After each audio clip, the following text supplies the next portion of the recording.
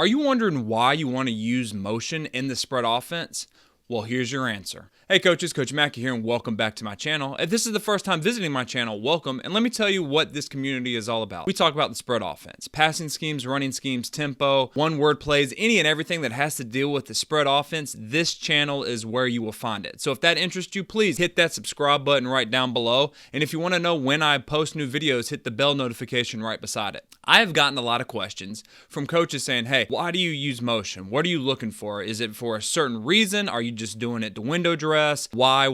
And those are fantastic questions. So in today's video, I'm going over why we use motion, different ways you can use motion, and what I am looking at on the sideline when I'm calling plays with motion. So if you like that, please give this video a thumbs up, and now let's get into today's video.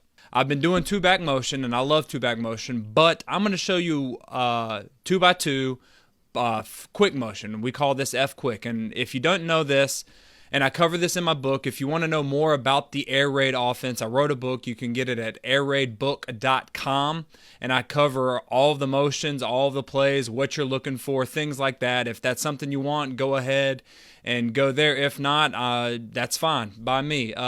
Coaches, what's up, man? How are y'all doing today on this beautiful rainy Tuesday? It is pouring down. It's nasty outside. I hope your day is actually better than what's going on today.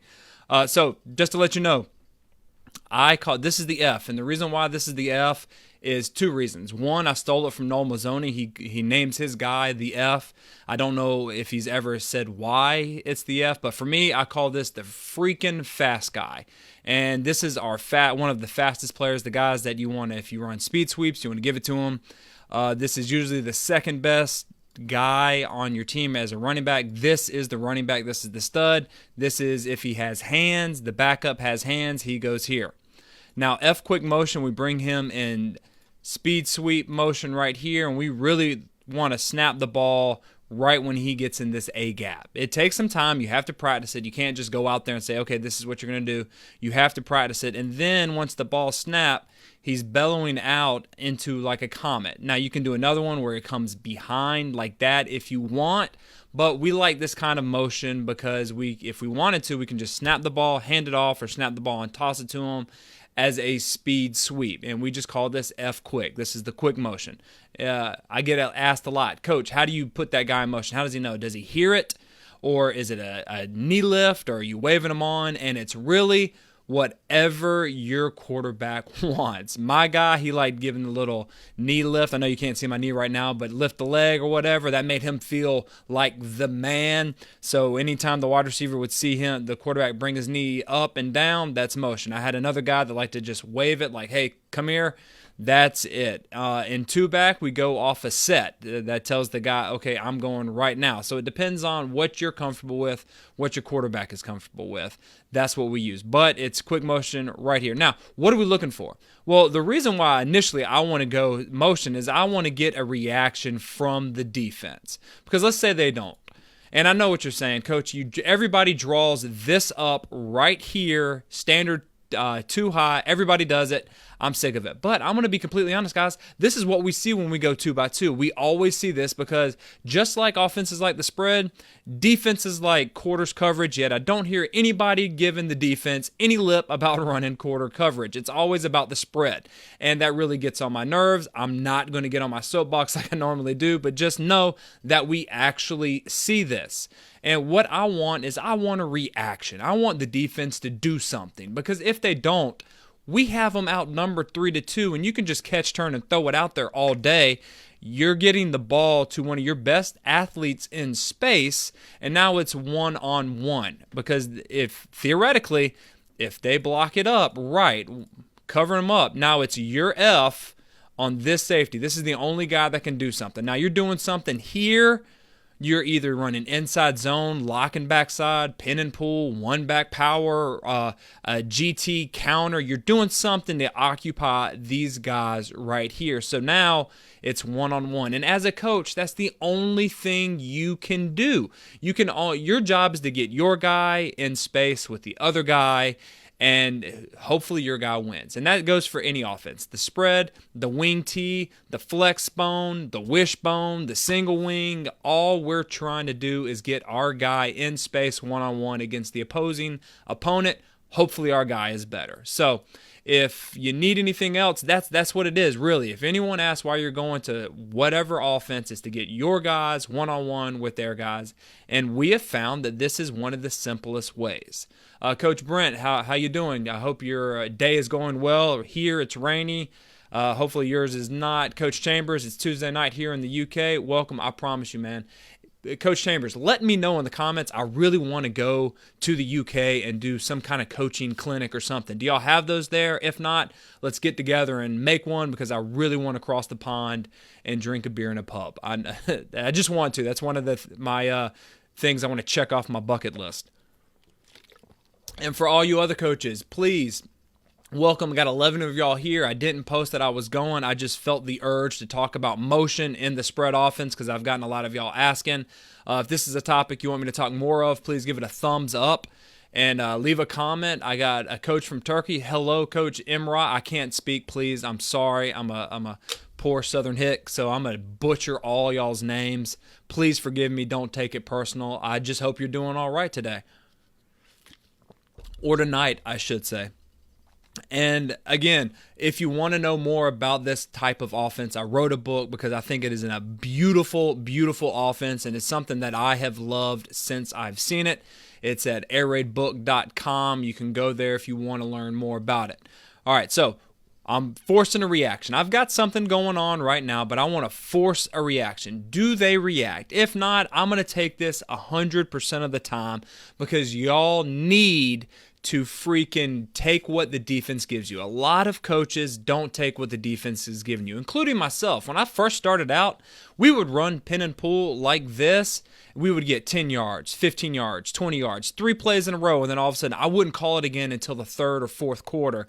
And when I go back and look at the film, I go, God, I am such an idiot. Why didn't I call that play until they stopped me? I have gotten better at that. There have been times where a whole drive we have ran one play going to the left and one play going to the right, the same play over and over again until the defense stops you. It's almost like when you played when we were little, played NCAA football, which I hope they bring back, by the way.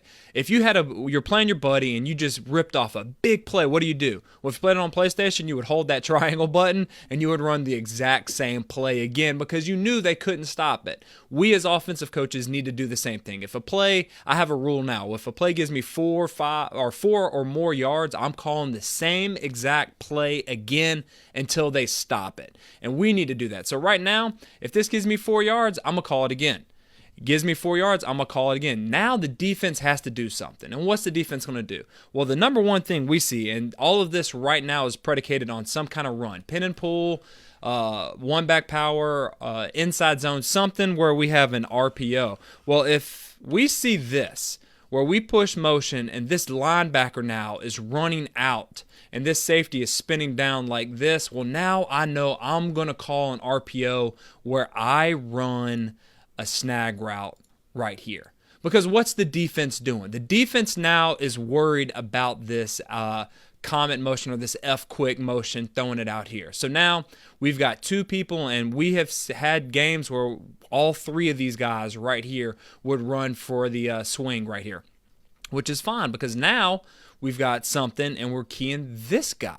So if he comes, then the quarterback's just going to throw a nice, simple snag route that's 5 or 6 yards. And again, if your guys can't run or throw 5 or 6 yards, you've got the wrong guy at quarterback. You need to find someone else. So this is the first thing. Motion, we're throwing it. Now they're spinning. Now they're flying to this motion right here. Now we're going to RPO it up. And you got to block these 5 and read a 6. We do that with the pin and pull. We do that with the one back power.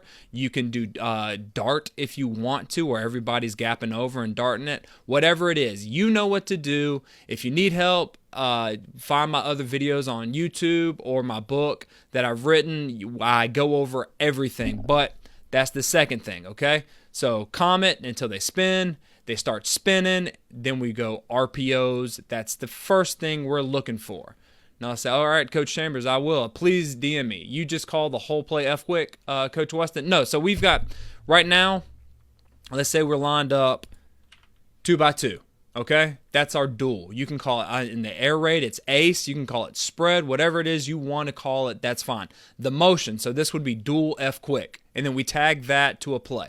So dual F quick inside zone, dual F quick pin and pull, dual F quick one back power, something like that. The F quick is the motion, and it tells the F, hey, whatever side you're on, the F quick, you're going to the opposite. So if you're on the left side, F quick, you're going to the right. If you're on the right side, F quick, you're going to the left. I hope that clarifies, Coach Weston, and welcome. Coach Steve, what's up, man? I hope you're doing all right. Oh, wow. I said your name right, Coach Imra, I think. I hope I said it right that time. Coach Sanders, do you play action out of this? Yes, we do. We actually, that's another thing now. So if we go motion, so let's say we've gone motion and they don't do anything, right? So we go motion, they stay too high, they're not flying out there. We're going to hit this comment screen over and over and over again. Now they start spinning like this. I noticed that this linebacker's coming down, this safety's flying out. Now we hit up the snag route. Okay, because this guy's still cognizant of this run play, whatever run play that we have. Well, then once I start seeing that they're mindful of this, then we can, if they're trying to wall off, then, or this safety's crashing down hard, or they're really trying to stop the run, because when I try to do something, I always have a play that's my first play I'm calling, and then based on how the defense reacts, I know what to do next. Kind of like the wing tee, if they stop the buck, well, who stopped the buck? Is it because the end's flying up the field? Well, then you run power.